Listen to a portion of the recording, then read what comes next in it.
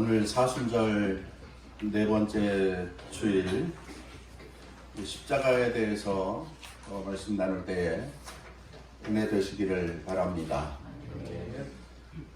저는 지난 주일 새벽기도 시간 그리고 수요 예배 말씀을 통하여서 십자가에 대해서 화, 수, 목, 금 오늘 새벽 그리고 수요일 예배 십자가에 대해서 6번 말씀을 전했습니다. 6번을 전하는 동안 한 번도 못 들으신 분들이 계실 수도 있겠죠.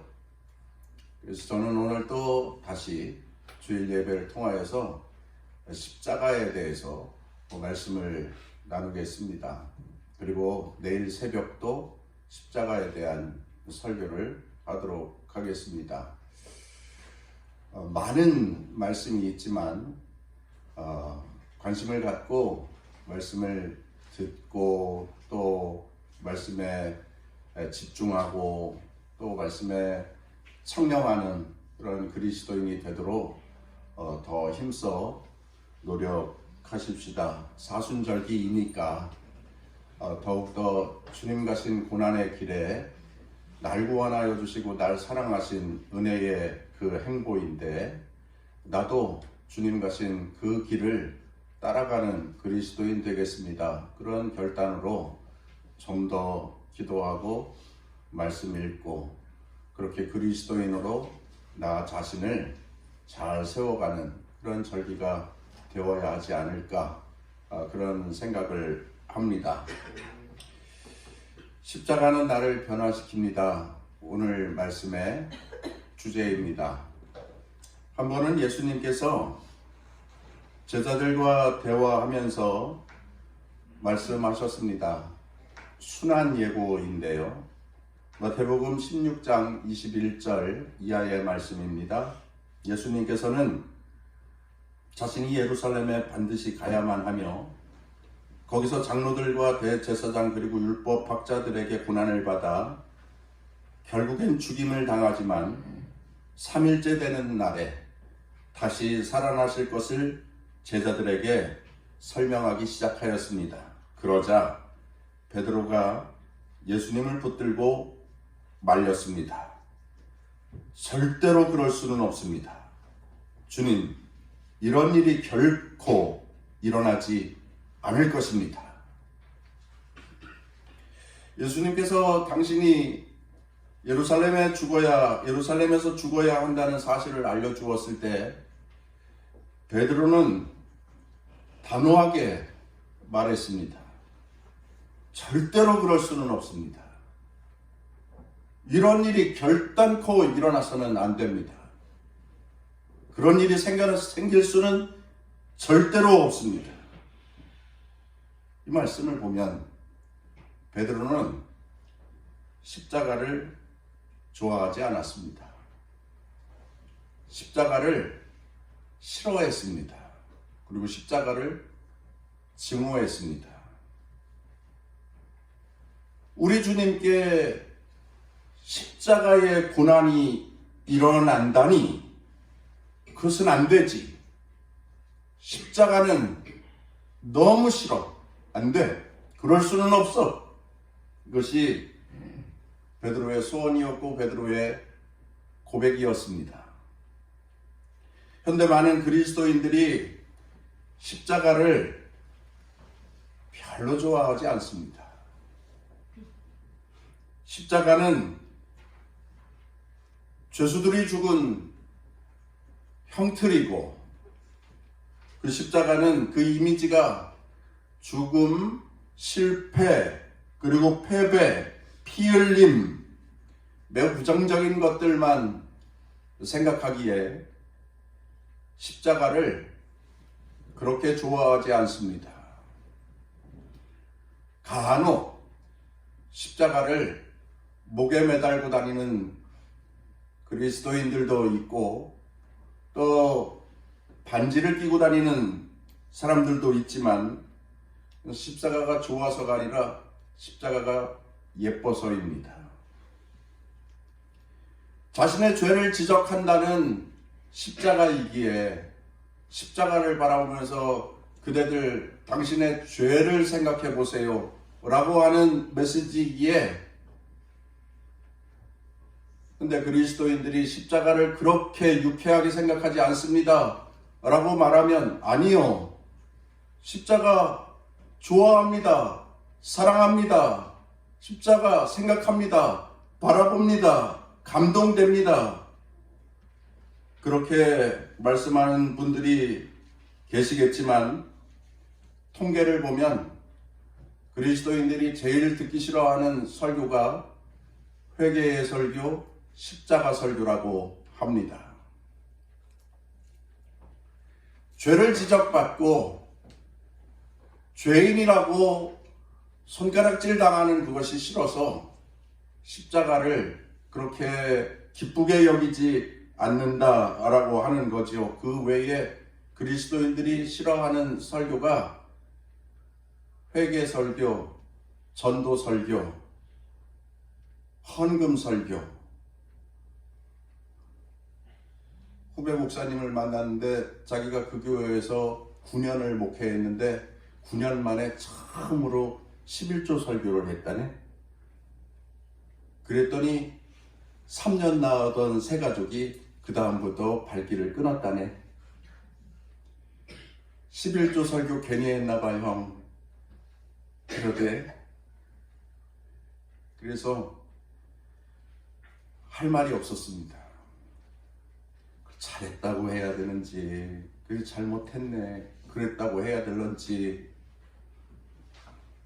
그리스도인들이 참 싫어하는 여러 가지 설교가 있는데 그 중에 하나가 십자가라고 하는 거지요. 그러나 우리는 그런 마음이 없어야 합니다. 왜냐하면 기독교에서 가장 중요한 것은 십자가와 부활이기 때문에 그렇습니다.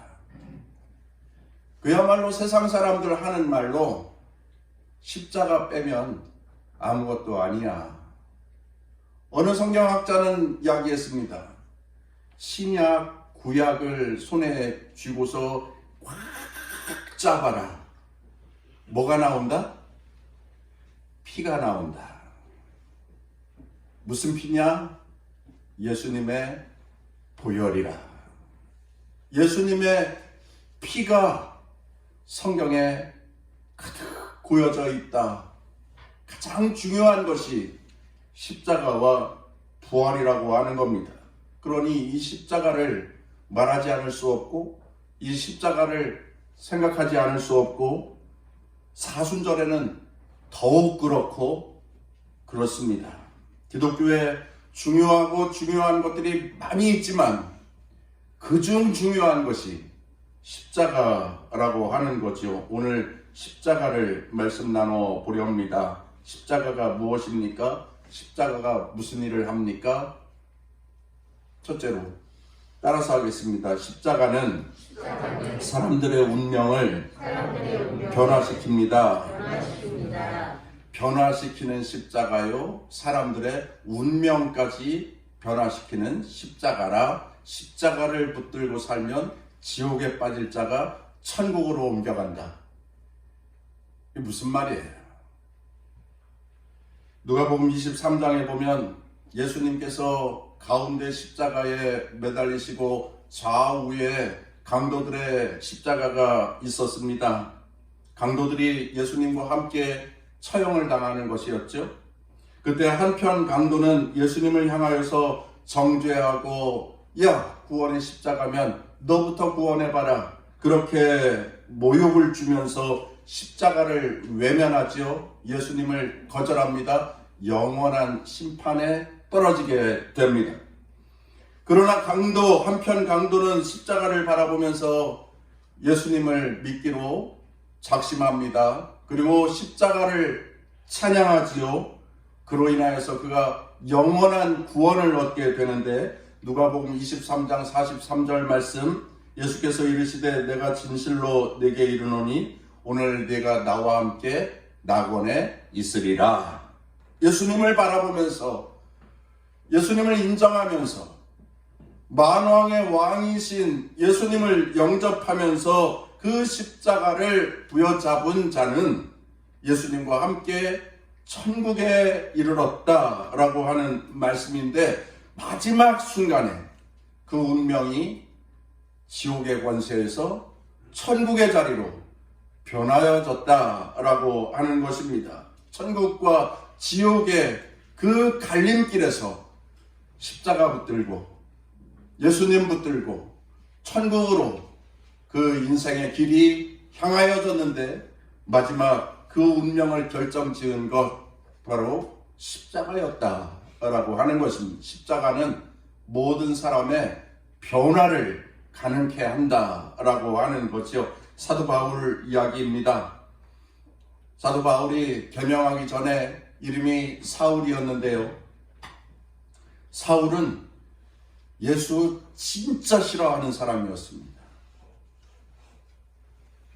그리고 예수는 십자가에 죽어 마땅한 사람이라고 생각했습니다.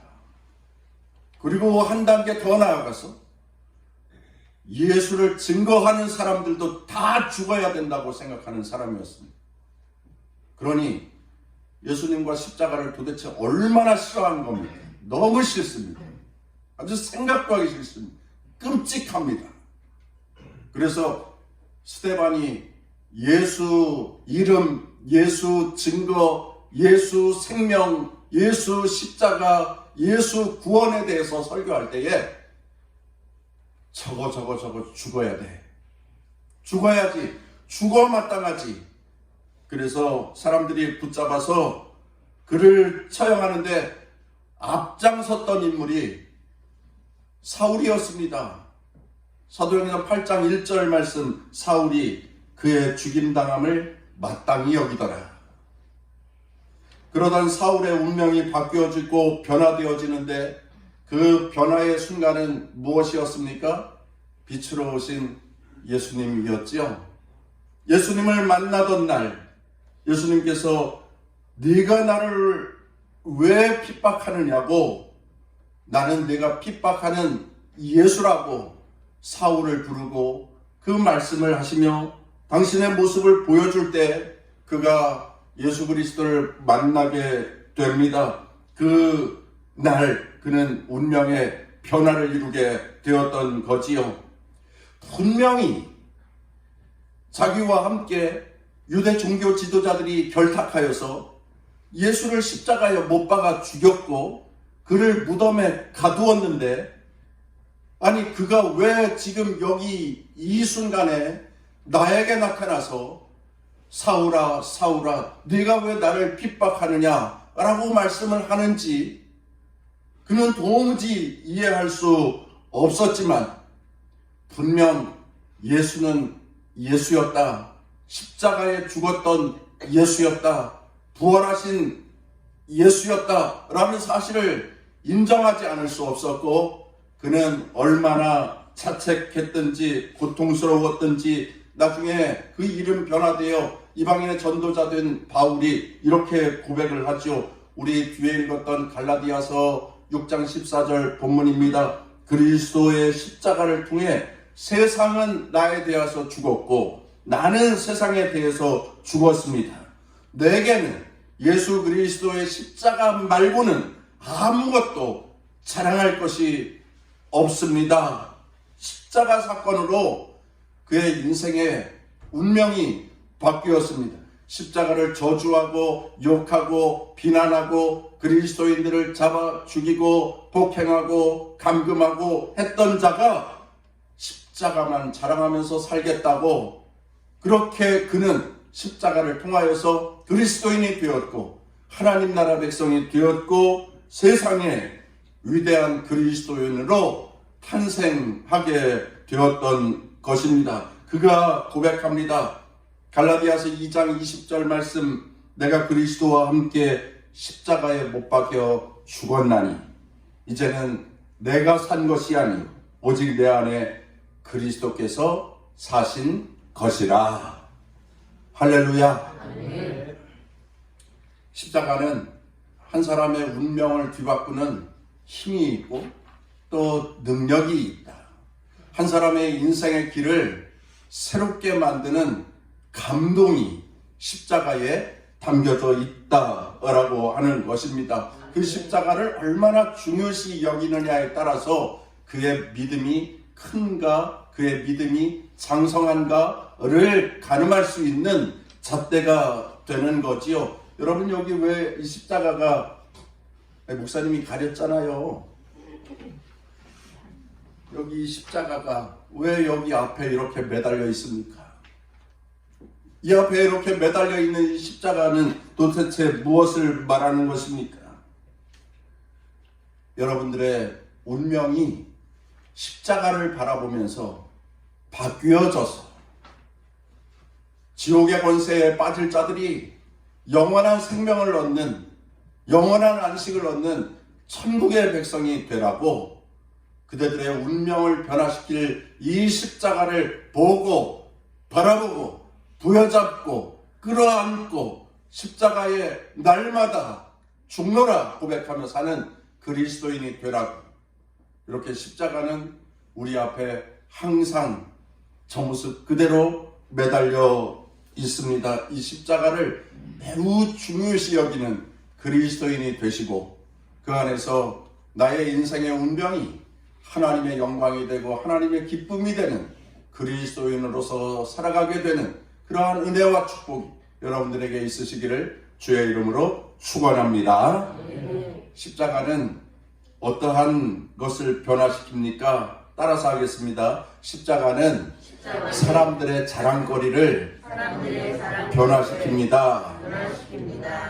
사람들은 자기 얘기하기 좋아합니다. 여러 사람들이 모여 있어도 자기 얘기만 주구장창 하는 사람들이 있습니다. 자기 지식, 자기 경험, 자기 성공담, 또 남자들은 군대 생활, 자기 학문, 자기 여행담, 자기 말을 하기를 너무 좋아합니다. 근데 그런 사람들이 만약에 자랑거리라도 한번 생겨보세요. 계거품을 물고 자랑합니다. 자기의 자식들을 자랑하고 지식을 자랑하고 미모를 자랑하고 능력, 경제를 자랑합니다. 그런 사람들이 있습니다. 유독 자랑하기를 좋아하는 그런 사람들이 있습니다. 여러분, 사도 바울도 전에는 자기 자랑거리가 참 많았던 사람입니다. 자기의 출신도 자랑거리요, 자기의 학력도 자랑거리요, 자기의 가문도 자랑거리입니다. 근데 실제로 자랑할 만한 그러한 조건을 가지고 있었습니다. 폼잡을 만한 그러한 인생이었지요. 종교적인 열심도 자랑하였습니다. 그래서 자기가 특별한 세계, 저 높은 3층 천 위에 그 세계를 내가 경험하고 왔다고 충분히 자랑할 만한 그러한 조건을 많이 가지고 있었습니다. 그런데 십자가를 경험하던 날, 십자가를 알게 되던 날, 십자가 아래 내 자신의 과거를 다 묻어버리고 그는 자신의 모든 것을 포기했습니다. 자랑거리를 일체 말 안 하기로 결심하였습니다. 모든 것을 포기하였습니다. 그것들을 쓰레기로 여겼습니다. 배설물로 여겼습니다. 갈라디아서 본문에 나오는 대로 사도 바울은 내게는 우리 주 예수 그리스도 십자가 말고는 아무것도 자랑할 것이 없습니다. 그렇게 말하였습니다. 여러분, 그가 십자가를 경험한 그리스도인이 된 후에 설교할 때 그 설교의 주제가 무엇이었습니까? 예수 그리스도와 십자가였습니다.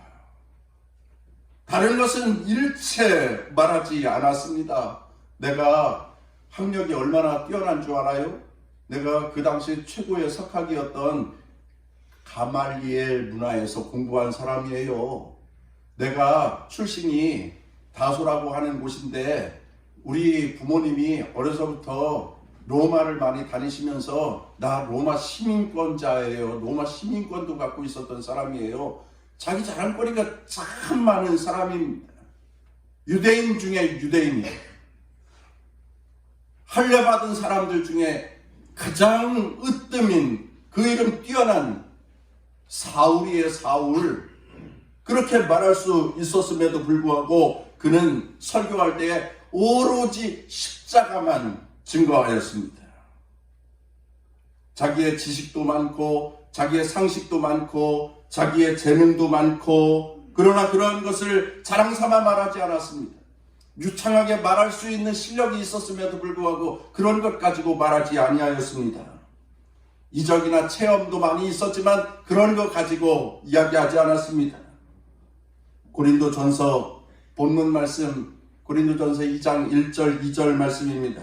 형제들아, 내가 너희에게다가 하나님의 증거를 전할 때에 말과 지혜의 아름다운 것으로 아니하였나니 내가 너희 중에서 예수 그리스도와 그의 십자가에 못 박히신 것 외에는 아무것도 알지 아니하기로 작정하였음이니라. 나 유창하게 말할 수 있지만 그런 거 자랑하지 않습니다. 나 발변가예요. 그러나 그런 거 여러분들에게 폼잡지 않습니다. 나는 예수 그리스도가 십자가를 안 날 그 이후로는 그것만 자랑하기로 결심하였습니다. 고린도전서 1장 22절 23절에 보면 나는 십자가의 도를 전하는 데에만 힘쓰겠습니다. 그렇게 결단하여서 말하였습니다. 바울이 본격적으로 이방인의 전도자의 사역을 시작할 때에 처음으로 설교한 곳이 안디옥 교회인데, 안디옥 교회에서 처음 설교하였을 때 사도행전 13장 29절 30절 말씀에 보면은 예수 그리스도와 예수 그리스도의 십자가에 못 박히심 그것만 증거합니다. 나무에서 내려다가 무덤에 두었으나 하나님께서 죽은 자 가운데에서 살리신 자라 예수 그리스도. 십자가의 고난을 당하여 무덤의 권세에 사로잡혔었으나 그 무덤의 권세를 이기고 부활하신 예수 그리스도. 예수 그리스도와 십자가만을 설교하였습니다. 데살로니가 교회에 가서 첫 번째 설교한 핵심도 십자가와 부활이었습니다. 사도행전 17장 2절 3절 바울이 성경을 가지고 강론하며 그리스도가 해를 받고 죽은 자 가운데서 다시 살아날 것을 증명하고 예수님의 십자가, 예수님의 부활에 대해서만 설교합니다. 이 사도 바울이 지은 성경이 신약 성경에 13권이 나오는데 그 중에서 대표적인 책이 로마서와 고린도서라 이렇게 말할 수 있는데, 그 내용도 예수 그리스도와 그의 십자가, 그것이 주제입니다. 그것만을 설교했고 십자가만을 전파했고 십자가에 대해서만 글을 썼고 그랬어요. 그래서 사람들이 뭐라고 그랬는지 아십니까? 참 예수밖에 모르는 멍청이, 저거는 십자가밖에 모르는 단순 무식한 자. 사람들은 그렇게 바울에 대해서 평가하였지만 바울은 그러한 비난에도 굴하지 않고 오로지 예수 그리스도와 십자가만을 말하고 십자가만을 증거하고 전파하였다라고 하는 것입니다. 내 인생에 나는 날마다 십자가 짊어지고 걸어갑니다. 그렇게 고백합니다. 고린도후서 4장 10절 우리가 항상 예수 죽인 것을 몸에 짊어짐은 십자가를, 당신은 십자가를 날마다 짊어지고 살아간다는 거예요. 예수님께서 손등과 발등에 대못이 박히고 옆구리가 창에 찔려서 터진 그 흉터를 내 몸에 흔적으로 가지고 살아간다고 그렇게 고백하는 사람입니다. 십자가가 얼마나 무거운 것입니까? 성경 해석가들의 말에 의하면 십자가가 60kg, 70kg 정도가 된다고 그럽니다. 무거운 거지요. 쌀 20kg 하나 들으려고 해도 들고 낑낑대면서 걸어가는 건데, 나만 그래요? 여러분들은 가뜩하게 드는데 목사님 왜 그러세요? 약하게 그러는 거예요? 20kg 하나만 들고도 힘겹게 걸어가는 건데 그 무거운 십자가를 사도 바울은 날마다 짊어지고 살았다. 그리고 그 십자가를 자랑거리로 삼고 살았다.